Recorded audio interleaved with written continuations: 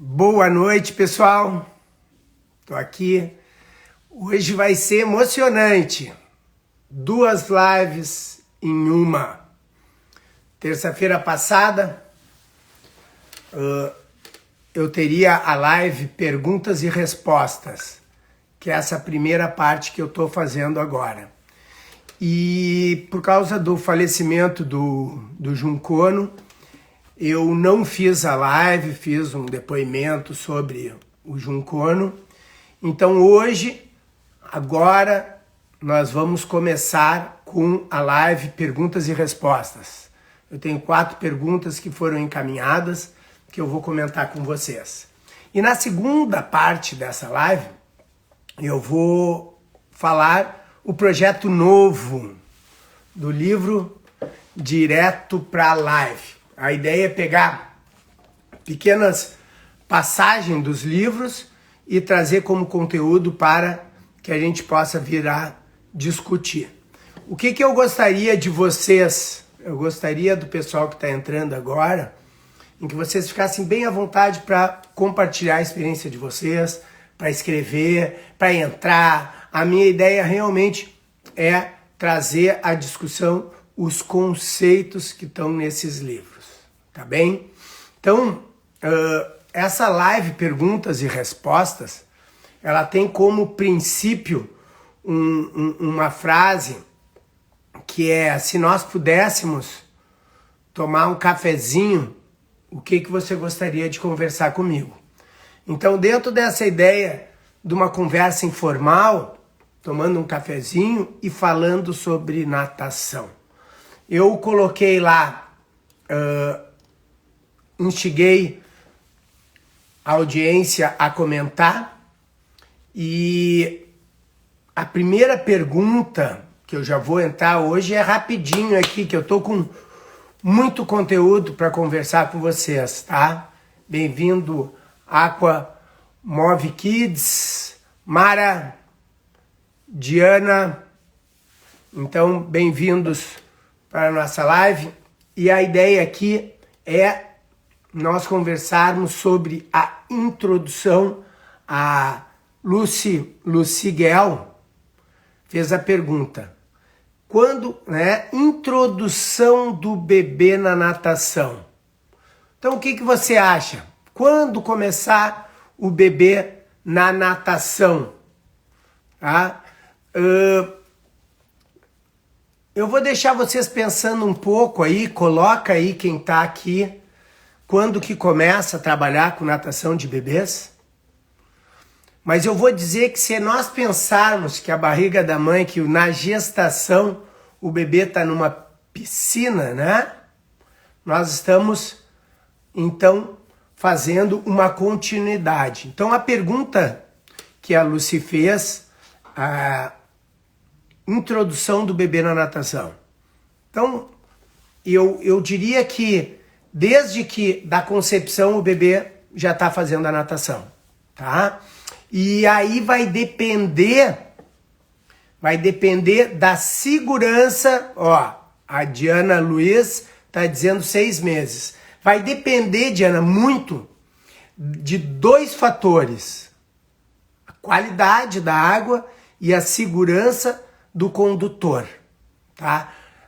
Nós estamos com uma pessoa aqui, a Juliana Jansen, espetacular, acadêmica da BPNE, e lá no Projetos Gotas do Conhecimento, ela tem um vídeo sobre como dar um banho na criança.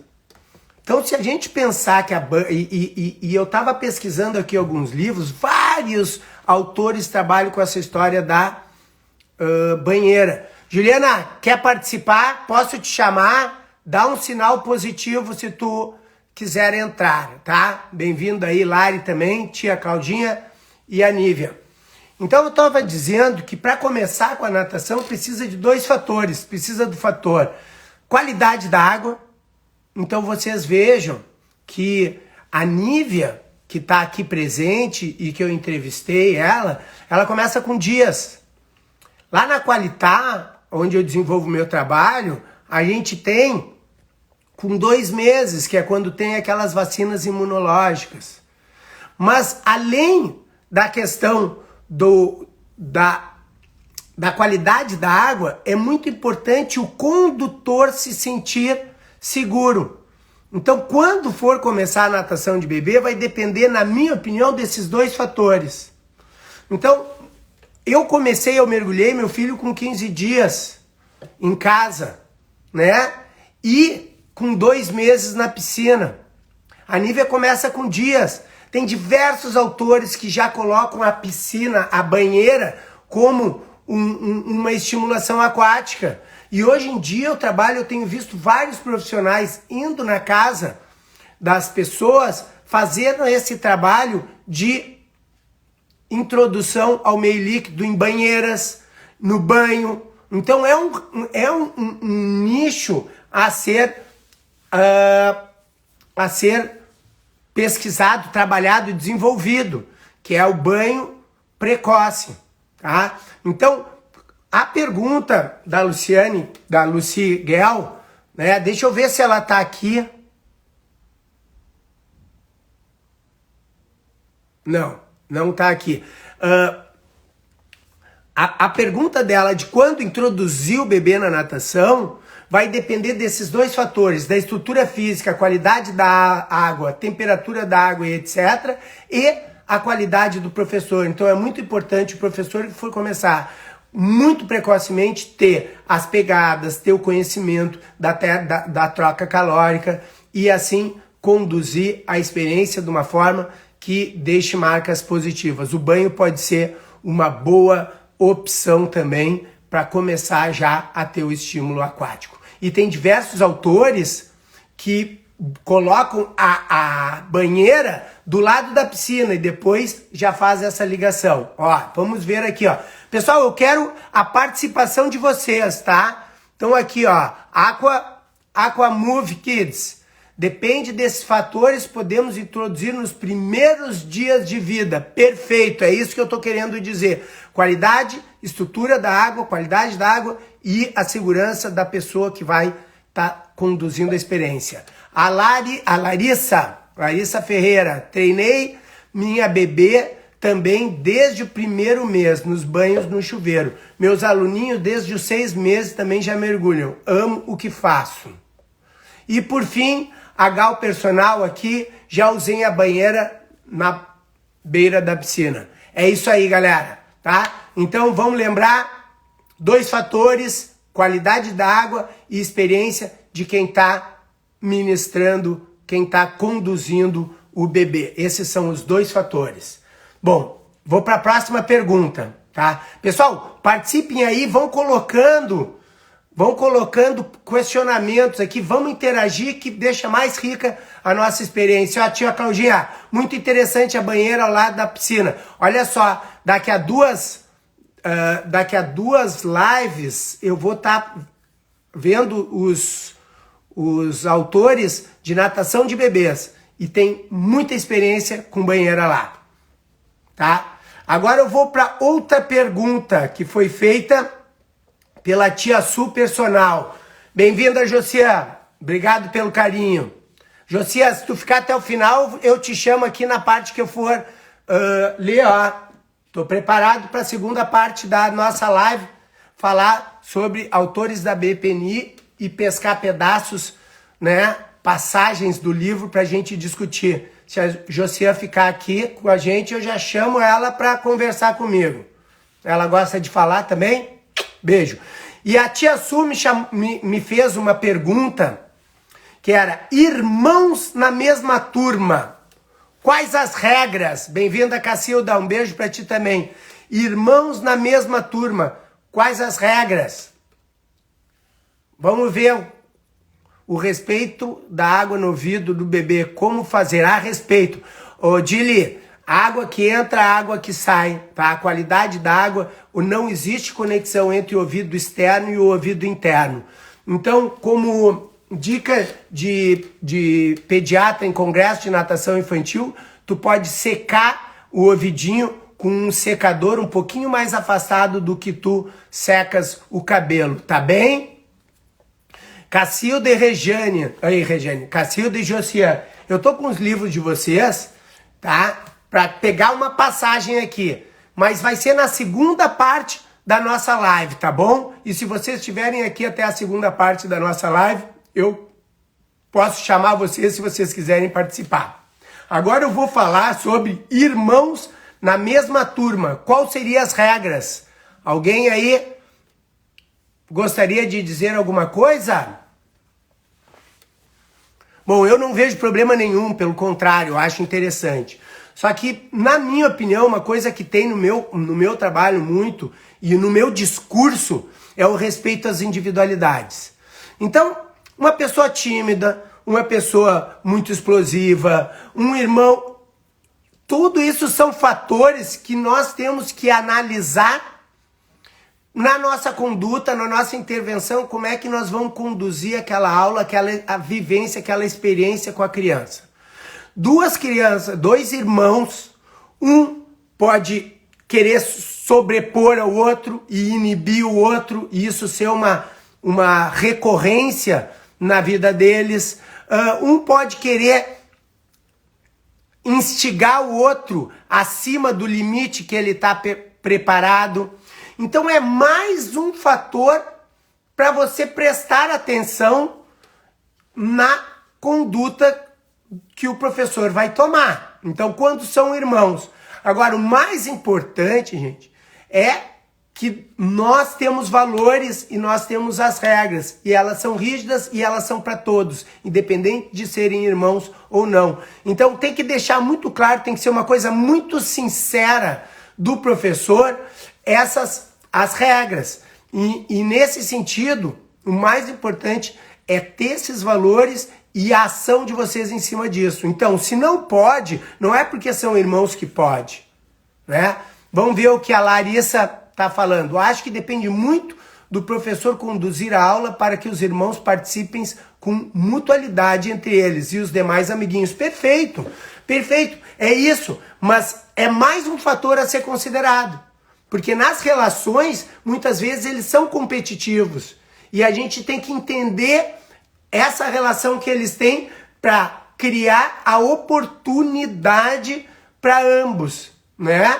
Então, é mais um fator, para mim, não muda regra nenhuma o fato de ser irmãos, né? Então, a tia Su tinha perguntado exatamente, irmãos da mesma turma, quais seriam as regras? Para mim, não muda regra nenhuma. São as mesmas regras, e as regras estão em cima dos valores que tu conduz. Né? Não pode machucar o coleguinha, tem que respeitar, tem que brincar com respeito ao próximo. Essa é a ideia. Então, o professor tem que estar atento. Mas o que eu estou chamando a atenção é que os irmãos podem acabar gerando um terceiro fator aqui, que é o fato de um se sobrepor ao outro e inibir o outro. Então, assim, nós temos que prestar atenção em relação às oportunidades. Mas alguém gostaria de falar aqui, tem experiência com irmãos? Olha aqui a Josiane, ó. Gosto muito de trabalhar com irmãos. Penso que, como você disse, a individualidade é o principal. Se soubermos lidar com isso, fica ótimo e todos ganham. Concordo plenamente, Josiane. É exatamente isso. Então, no caso da pergunta da tia Su, não muda regra nenhuma, só é mais um fator a ser observado. Nós vamos para a nossa terceira pergunta aqui para o comentário, né? Essa primeira parte é perguntas e respostas e a segunda parte do livro direto para a live. Leandro Boit perguntou assim, ó, qual o percentual ideal? Essa pergunta eu vou fazer para vocês, tá, pessoal? Escreve aí. Qual o percentual ideal de aproveitamento da aula por parte da criança entre o trabalho técnico e lúdico? Existe um percentual técnico, lúdico? Existe essa divisão?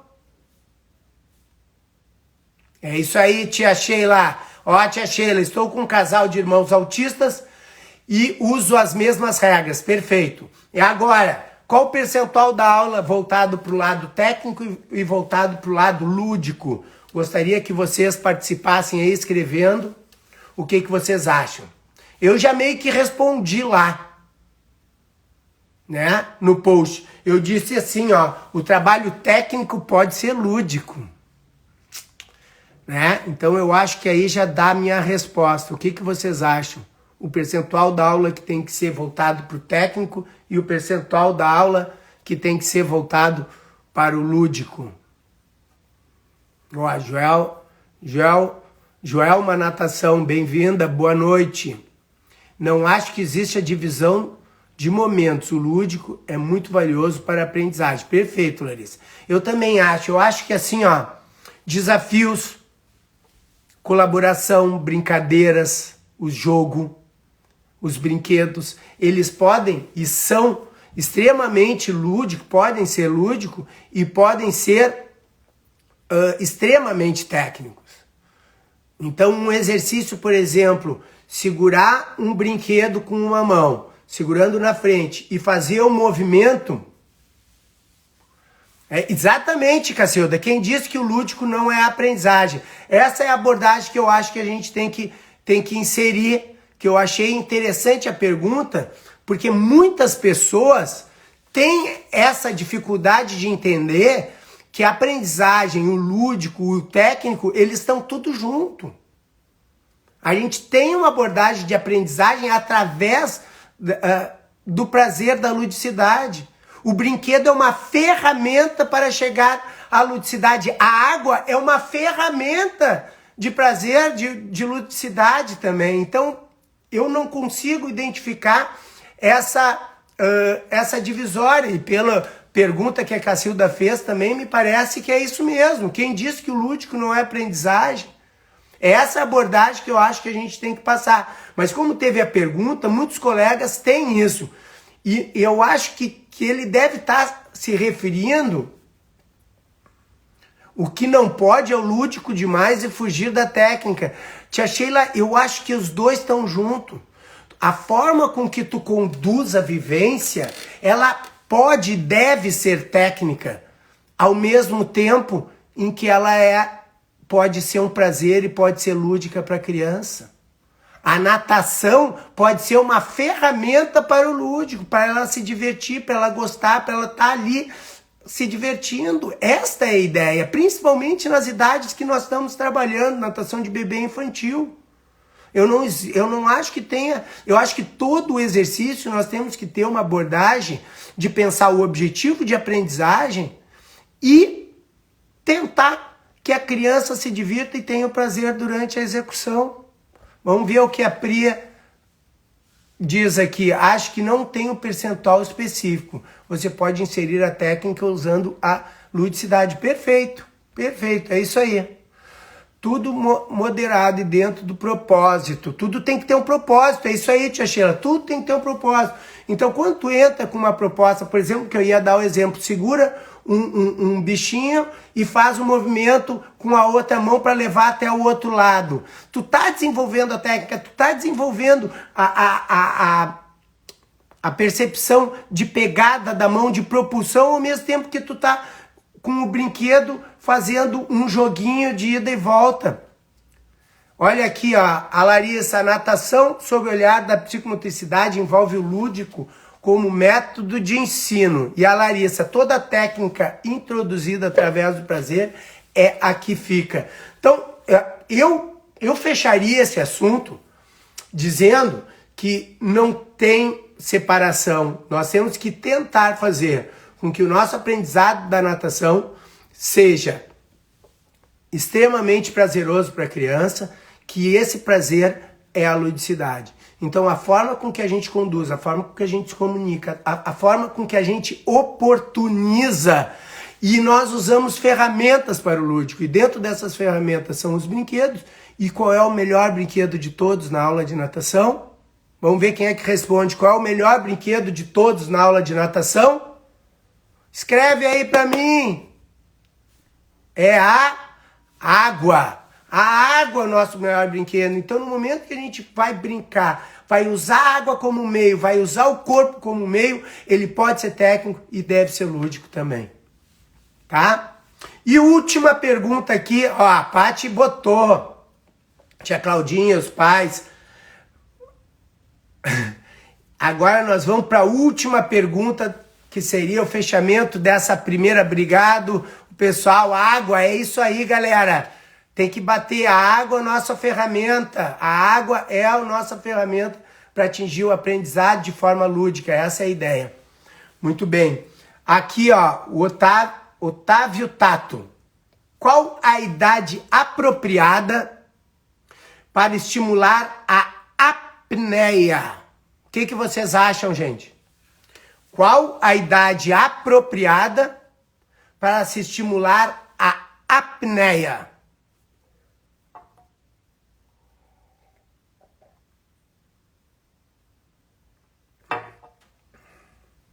Ninguém vai colocar aí uma idade? Bom, a apneia, ela é estimulada desde o nascimento, né? Ela tem o reflexo da glote, é só tu colocar o bebê na água que ele vai fazer a apneia. Eu não vejo fazer problema de fazer a apneia. Tanto que o mergulho eu coloco como objetivo a sensibilidade dos orifícios e a apneia. O que a gente tem que cuidar é o prolongamento exagerado dessa apneia, né? Porque tu pode aumentar muito a pressão, tu pode causar trauma, tá? Então, quanto antes... a tia Gabi tá falando aqui do reflexo de Moro. Não seria isso que a gente está falando, tá? O reflexo de Moro não estaria diretamente relacionado com a apneia que ela tá falando pro mergulho, tá bom? Tia Gabi, centro aquático entrou. Trabalho com bebês a partir de 1 ano e desenvolvo desde o início de forma gradativa. Então, o que eu ia colocar? Existe uma escala gradativa de tempo de mergulho, de profundidade e de velocidade. Então, no momento que a gente vai respeitando essa progressão de vivência, beleza, tá? O que a gente tem que observar? A resposta que a criança dá, se ela tá tolerando de forma adequada isso. Muito bem, eu mergulho uma criança, quanto tempo eu posso deixar ela em apneia? Mergulhei, quanto tempo eu vou? Vou carregar ela até o outro lado da piscina? Quanto tempo? Alguém poderia aí me ajudar? Eu vou dizer, existem 2 sinais que a criança dá. Existem 2 sinais que a criança dá, que ela ou vai beber água ou que ela não está gostando do período de mergulho que ela está fazendo. O primeiro sinal é o seguinte, quando ela solta a borbulha. Nós temos um ciclo respiratório. Então vocês que estão aí do outro lado, faz uma inspiração e bloqueia. Quando a gente bloqueia em inspiração, nós estamos super tranquilo, tá bem. Agora, façam aí vocês do outro lado, solta o ar e bloqueia a respiração depois de soltar o ar, ó. Muita angústia para inspirar. Aonde é que eu quero chegar? Quando a criança solta a borbulha, a aproximação dela vai ser a inspiração. Então, se eu mergulhei a criança está tranquila e eu estou observando ela e ela solta a borbulha, é o momento de eu retirar essa criança da água. Esse é um dos sinais. O segundo sinal é uma movimentação mais exagerada da criança. Tu mergulha a criança, ela está tranquila com uma movimentação normal. Tu observa que ela começa a se movimentar mais, é porque ela está começando a ter uma falta de ar ou tendo vontade de fazer a respiração. Então, a apneia, a pergunta é qual a idade para estimular a apneia? A apneia eu não vejo problema de fazer o bloqueio. Nós temos que respeitar a progressão, que significa tempo de mergulho, profundidade e velocidade de mergulho, e observar 2 sinais. Se a criança soltar a borbulha, levanta que ela logo em seguida vai beber água e vai aspirar água, e se ela se movimentar mais, né, ativamente, como se fosse um desespero, é que ela está querendo fazer a respiração. Então, se ela não domina, porque a respiração, quem não domina a respiração, tem medo da morte. E um dos aspectos, fiquem aí, porque uma parte que eu separei para a próxima fase da nossa live é aqui com as boas práticas psicomotoras da Cacilda Velasco, em que ela dá muita importância para a respiração. Tá bem? Olha só, pessoal, o que eu vou dizer para vocês? Eu não quero deixar muito tempo, então o que eu vou fazer? Eu vou desligar essa live, eu vou desligar agora, eu vou mandar gravar no IGTV, em 2 minutos eu entro de volta para nossa segunda fase da live, em que eu vou pescar um pedaço da live desse livro aqui da Josiane, vou pegar um pedaço do livro da Cacilda e vou pegar um pedaço do livro do William para começar o projeto novo, que é do livro direto para a live. Desde que ela... Ó, a Juliana tá colaborando. Desde que ela entre na natação, não importa a idade. É isso aí. Tá bom, pessoal? Olha aqui, ó. Eu quero ver todos vocês, porque é um novo projeto e eu vou desligar para começar a gravar, para eu salvar lá depois no YouTube. E o mais importante, pessoal, quanto mais vocês participarem, eu vou tirar daqui um conceito. Mas é muito importante vocês interagirem, dar a opinião de vocês. É isso que a gente está querendo fazer aqui no canal, que é um canal de conversão, tá bem? Ó, tem gente já querendo fazer um sorteio dos livros. Esses aqui todos estão autografados, tia Sheila. Um beijo, eu já tô vindo aí.